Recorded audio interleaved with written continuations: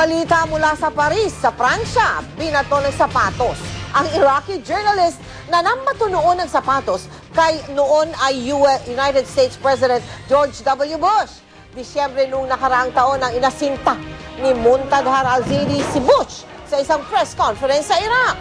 Sa pagkakataong ito naman, si al-Zaidi ang nagsasalita sa press con sa Paris nang batuhin siya ng sapatos sa isang kapwa Iraqi.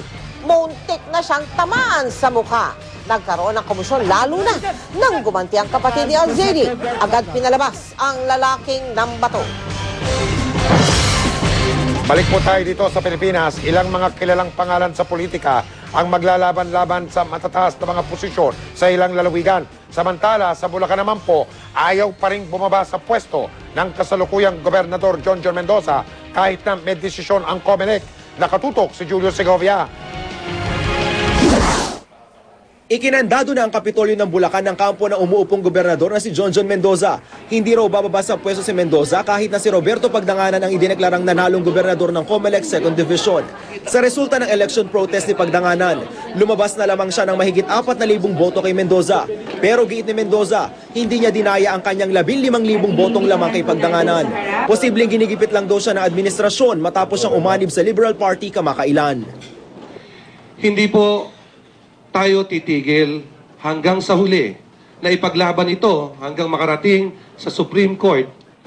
Sa Ilocos Norte naman, nag-ikot pa sa Lawag at Batak si dating unang ginang Imelda Marcos kahapon bago inutusan ng kanyang abogado na ihain ang kanyang Certificate of Candidacy bandang alas 11 na ng gabi.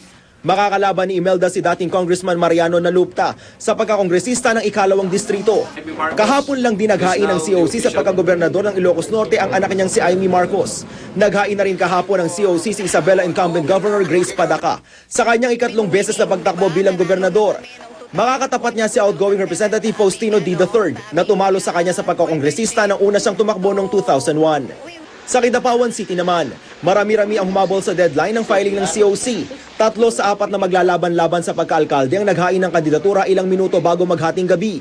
Humabol din ang isang lalaban sa pagka-vice-alkalde. Ayon sa COMELEC Kidapawan, naging maayos naman ang pagsumite ng COC ngayon at hindi puno ng gimmick kumpara noong eleksyon 2007. Julio Segovia, Nakatutok, 24 Oras. Chika Minute!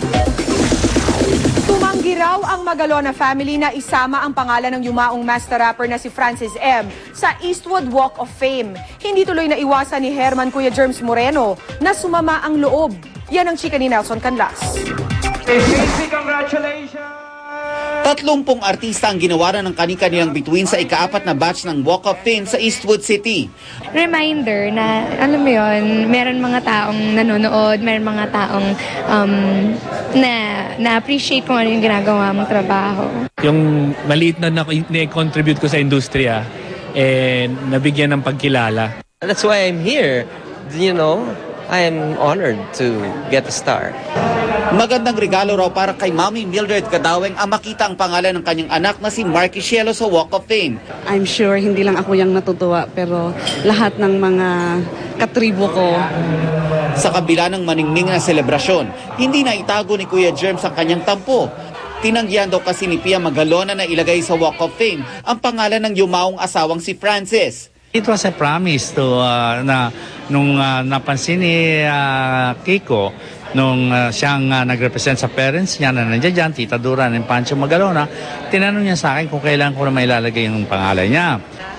Pero depensa ng anak ng nabayapang master rapper, hindi raw kasi gusto ng kanyang ama na makita ang pangalan niya sa Walk of Fame. Tumagal na lang tumagal, tas wala pa rin, and then that was when my dad said, okay na, okay lang, hindi na ako sasali dyan. Now that he's gone, parang ayaw naman namin na, alam mo yon, just because wala na siyang say, wala nang say yung dad ko na pipilit namin. Nelson Canlas, updated sa Showbiz Happenings. Pinuksan na ang ikalawang boutique ng misis ni Manny Pacquiao na si Jinky. Dinumog ng mga tao ang pagbubukas ng Jinky's Fashion World sa isang mall sa General Santos City. Kasama syempre ni Jinky ang pambansang kamao sa opening. May mga chika pa ako mamaya kaya walang BBTO. Abangan